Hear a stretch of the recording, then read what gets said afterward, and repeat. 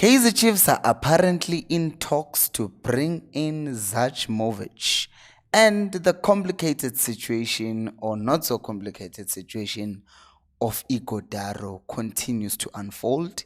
Samgelozwane has revealed something that I have suspected about Nabi at Kaizer Chiefs, and he also reveals what this man to the right of Nabi on the left of your screen was doing to them, while this other guy was busy flirting with Withered Athletic.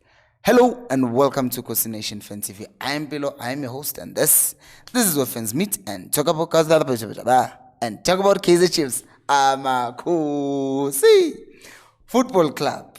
So I want to start today's video with this report that is saying something that a lot of Kaizer Chiefs fans have been talking about, and that is Dzenan Zajmovic coming to Kaizer Chiefs after he has been, parted ways with TS Galaxy. Now, the reports are saying, one, they're saying that Kaizer Chiefs are looking at Zajmovic, and number two, they're saying that Ighodaro remains the priority for Kaizer Chiefs. I don't know, because he's younger, we're going to talk about him. But they're also saying that the talks with Zajmovic are ongoing, so there is a conversation there. However, they are also saying that it's a 50-50 chance of this happening, and they want an experienced forward before the window closes. And we've seen an article about this before, of Kaizer Chiefs are looking to sign an experienced attacker, and Zajmovic is 30. He's also experienced in playing in the South African league as well, and he did very, very well playing for ETS Galaxy. So we'll wait and see if this is going to materialize, because it does make sense, because it doesn't seem like they're going to get to Shalulile because he's still contracted with Sundowns, and Zajmovic is proven in South African football, and also most importantly, he is a free agent, and that seems to be where we excel in signing. Which then brings us to the second story of today. But before we even talk about that second story, if you're new to the channel, do make sure to subscribe to the channel. We are on our way to 60,000, and as of recording this video, we are currently on a whopping 59,579. We have 7 days remaining before the end of this month, so let's make it happen. The next story is obviously Etiosa, God's power, Ighodaro. So this is very, very, very, do I want to say tricky? I don't know if I want to call it tricky, because people are saying that, some people are saying they have seen Ighodaro in a Kaizer Chiefs branded car.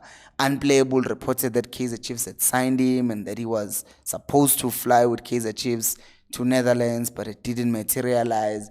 But then there's a twist. The twist is saying that Ighodaro still has a year remaining at Sundowns, and it also says that he is also trying to apply for permanent residency. And if that was to happen, Sundowns would try to keep him, which would mean Kaizer Chiefs would then have to pay some money to Mamelodi Sundowns.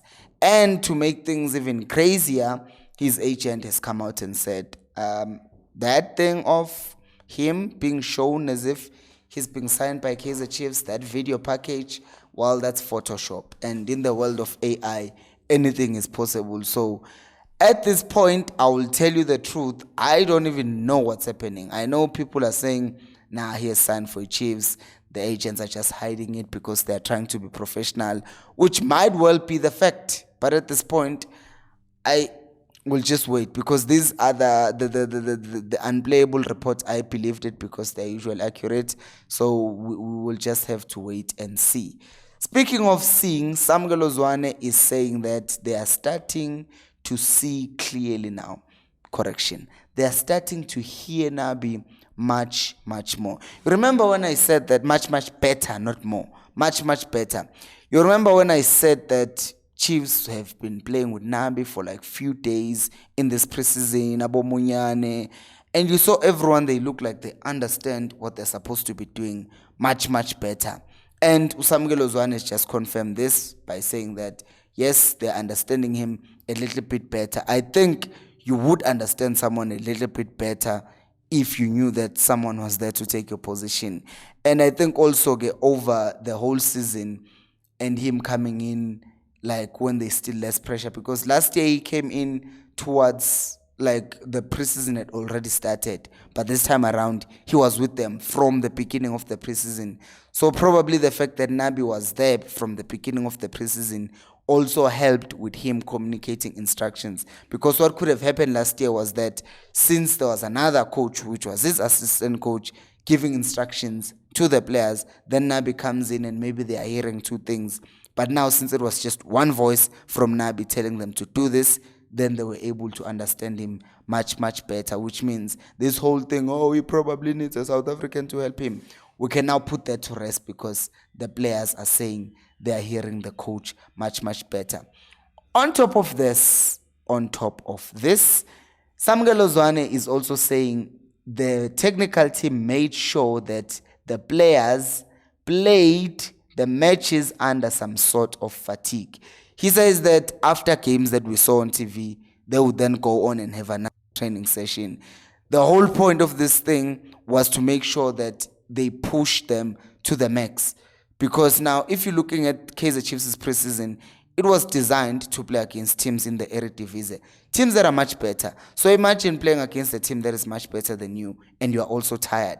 That's just going to force you to push your body to a level that you are not used to, which means when they come back to the PSL and they're playing against teams that are not as good as those in the Eredivisie, it's going to make games not easy, but much more bearable, if you will. So I think that this was a very brilliant idea, and it was, as the players have said, done on purpose so that they can push them and challenge them mentally and physically as well. So this was a brilliant idea.